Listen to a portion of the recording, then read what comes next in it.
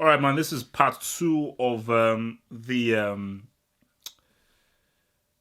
Q&A. Part two of the Q&A with your main man here, Double H. Remember, if you want to ask any questions, head to the website halfoffootballhot.com. Top left on the corner, ask HH. I will then answer your question, which will be done every week on a weekly basis. So let's go straight in. Craig Christopher. Hello, half of greetings from the Caribbean. Love your work, never stop. My question is, what does Manchester United need to do to win the Premier League and the Champions League, and how far do you think they are from it? That's a great question. Well,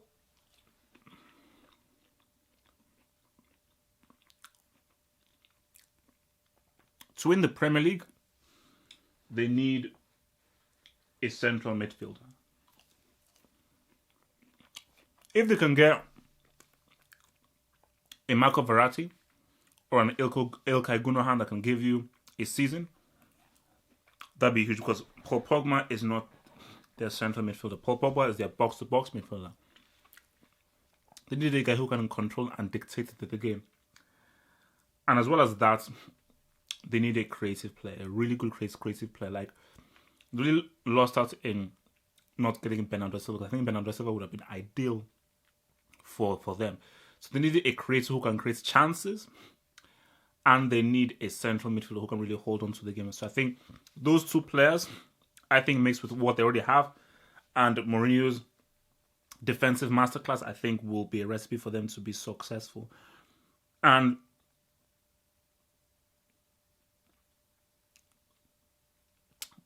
for the Champions League, I think they need to first get into the Champions League. But I think that they need more experience in there.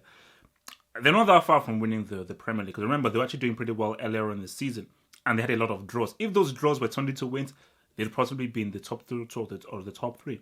They are very far away from winning the Champions League. I mean, they're nowhere near the level of Juventus, Real Madrid, Atletico, Monaco, Dortmund. They're not Bayern Munich. They're not on that level. So they're a very, very long way from there. But I think if they get those additions and they have 1, 2, 3 seasons in the Champions League, then yes, they can definitely get in there. But I think they need to be in Europe for a lot longer. Farede El Dafraoui. If Manchester United sign both Griezmann and James Rodriguez, then where would they fit them in the team, and what formation should they play? So if you had Griezmann and a James Rodriguez, for me, I feel that should be a 4-2-3-1.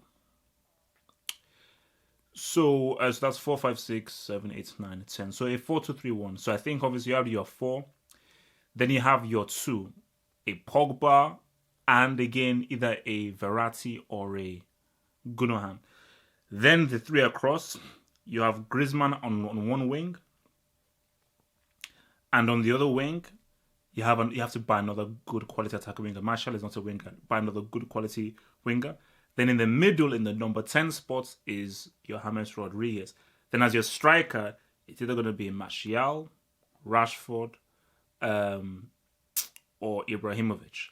I think that is how that they would play, and I think they would be very, very deadly in there. James Rodriguez, again, is a number 10. He's not a winger.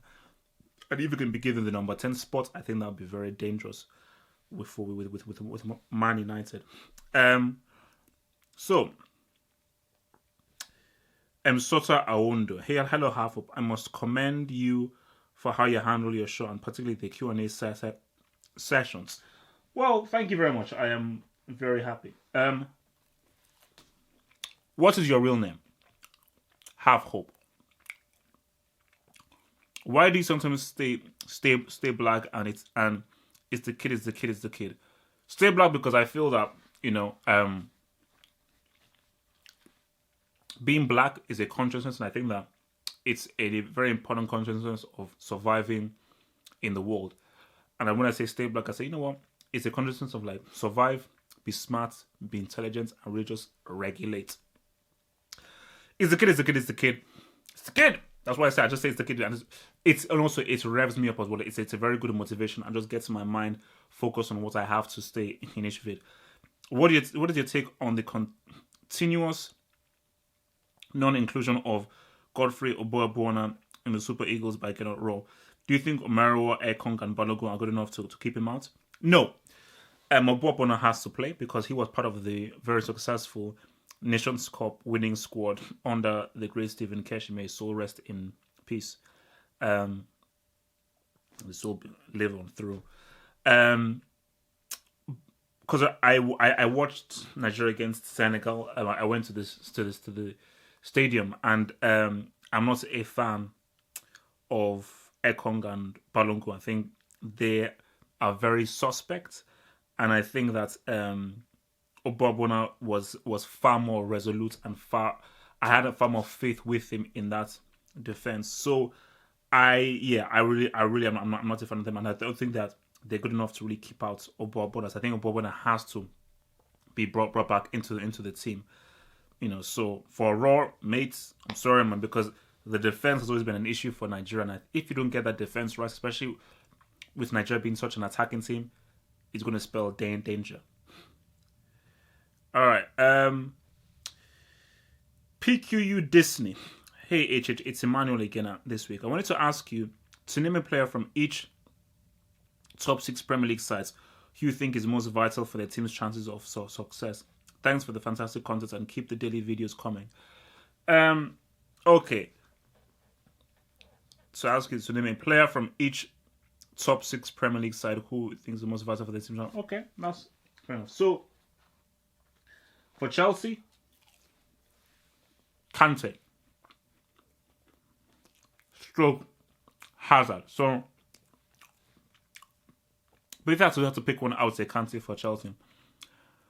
For Tottenham, I would say Dele Alli. For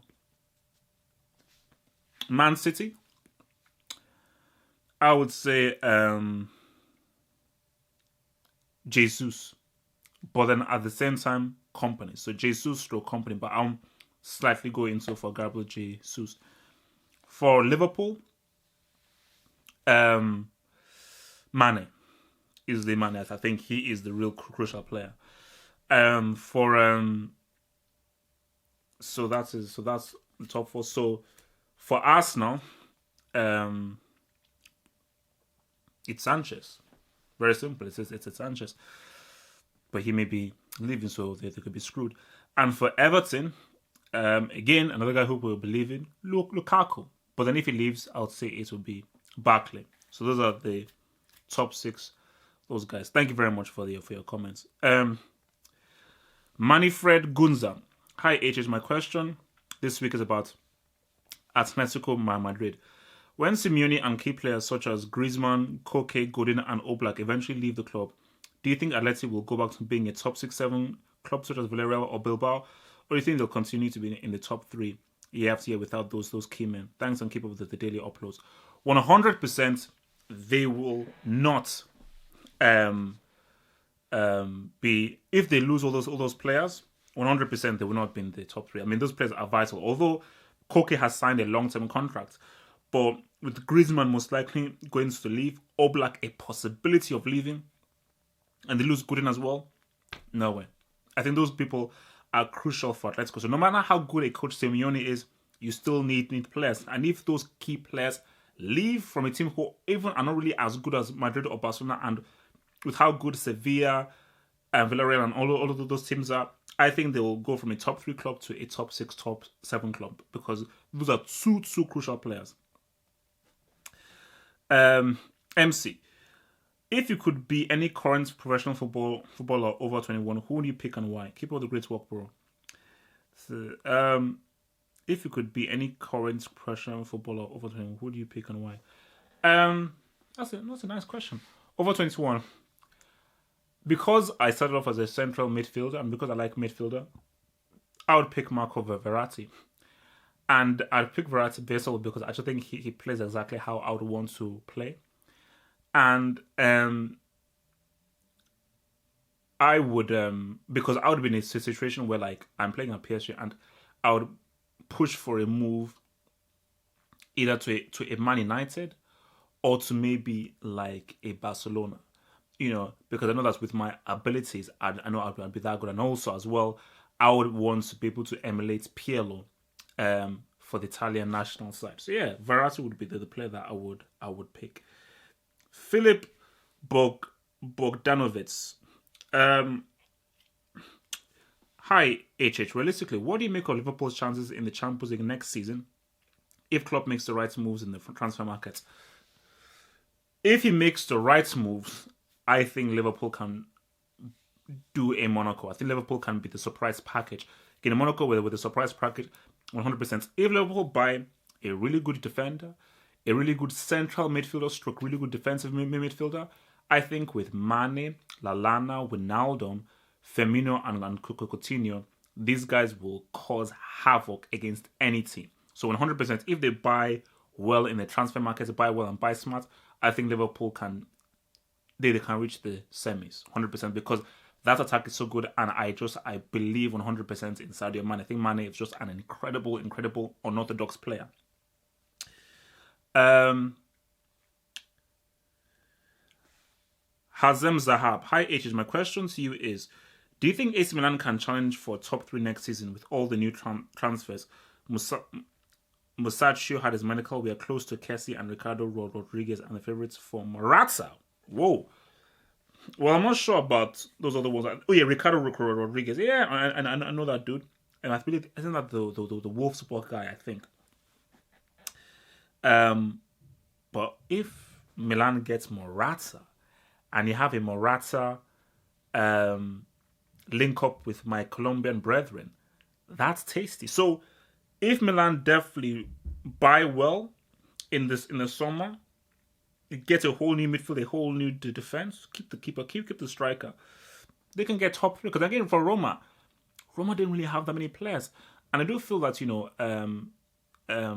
Montella is a good coach. He's a good coach, but I think if you give him really good players, give him a good summer where he can really buy who he wants, 100%. Yeah, I think Milan can do some damage. But again, it's not about just buying; it's about buying well. Inter Milan had money, but they did not buy well, so they have to buy smart and buy the right players, i.e., pretty much a whole new midfielder, a really good central midfielder, quality wingers, a wing back, a really good central defender to partners as Zapata, and they can get Morata, then yes, 400% Milan can definitely be a serious threat. And I believe this is the final question. Pierre Richard Michel. Hello, H. Great work, and I like this Q&A concept. It gives a chance to your fans to participate. Keep it up. My question this week, give me 3 things you hate about modern football. For me, 1, I hate the fact that big clubs spend ridiculous amounts. Bernardo Silva, Mbappe, and many more young kids will get rated from their clubs this summer. I hate this Messi Ronaldo debate. 2 excellent players, but the way the media act like there is no other times, but they get me very frustrated. I mean, in the Ronaldo, Zidane, Del Piero, Figo era, media didn't put all the focus on just those 2 players. 3, I hate how people don't respect defensive football nowadays. It seems like Atletico, the way Mane played Europa final, that's what's class. I like the old way, having your football with your centre backs. That is what football is about. Different philosophy, not this offensive, only with 5-3 scorelines this season. We have seen some very ugly defending in the Champions League. For me, that's an excellent question. I think I really love this question. And I agree with all of your points. What I hate most about modern football, I almost mirror this, but I think if I had to pick one thing, the competition. My frustration, and again, this goes back to whenever people ask me, okay, what club do you support and everything? I was the biggest Chelsea supporter, huge Chelsea supporter, massive. And maybe I will do this much more in a single video, but I think that's a good point to say is that when Abramovich came, I was excited because remember, I was supporting Chelsea when these guys were coming 6th, losing to Bradford City. But when Abramovich came in and he brought in all the money, it changed the whole game. Initially, I was excited and I was happy. But then when I grew older and I say, wait a minute, I see this being a problem. Because what happens right now is that the fun of it is gone, because there is a fun and enjoyment of like you win some, you lose some, but you support the ideal of your club and the philosophy of your club. But if you have an owner and you have carte blanche and there is no cap system, you can buy whoever you want, it destroys the competition. Look at what is happening in the Bundesliga. Like, for me, it is a serious problem Okay, it is very worrying that a single club can win a league title 5 times in a row or 6 times in a row. Look at what Bayern are doing in the Bundesliga. Look at what Juventus are doing at the Serie A. So the gap in quality and how very little competition there is for me, it is worrying, and very bad for football. Hence why this whole modern football thing is getting out of hand, because it is becoming more and more lopsided. And because the fans like these super teams like Real Madrid, PSG, Bayern Munich, people won't stop it. So therefore, it's going to be much harder to have different winners for a league season after season. So I think that for me is the biggest beef of the whole modern football thing. And I think, well, from your point as well, I think the whole Messi and Cristiano debates, it just gets boring because it happens again and again and again. So it just gets very, very boring. But yeah, no, and also as well, defense. For me, I always, because I say to people that, central, one of the hardest positions to play in football, there are two positions where I say the hardest to play. Central midfield, because I used to be a central midfielder when I was playing in school, based on how much you have to do. Central defense. A footballer who is a great central defender is a very smart football player. He's got a very high IQ, because that's literally about thinking. It's about thoughts. A crap roadman central defender is just a guy that just tackles and just basically reacts. But a great central defender is somebody who is 2, 3, 4 steps ahead. Because remember, if a central defender makes one mistake, it's shown and that's it. It maybe leads to a goal. So when you see a team keep a clean sheet, that means the central defender doesn't make a single mistake over 90 minutes. Hence why what Juventus did to Barcelona was absolutely incredible. Because guys like Chiellini and Bonucci, Bazzali, they did not make a single mistake over 180 minutes of football, which is absolutely outstanding. So yeah, guys, thank you for those questions. Remember, this will happen again next week, next Friday. To ask me the question, head to the website, hartfulfootballhot.com. Top left-hand corner, ask HH, and I will answer your question in next week's Q&A. Thank you. I appreciate all the support. And remember, the Football Hot, this is hopefully is a daily process. Every single day, I'm going to be putting out a vid, because it's a daily footballing channel for your enjoyment, for your incitement, to make you guys happy and to inform you. Peace.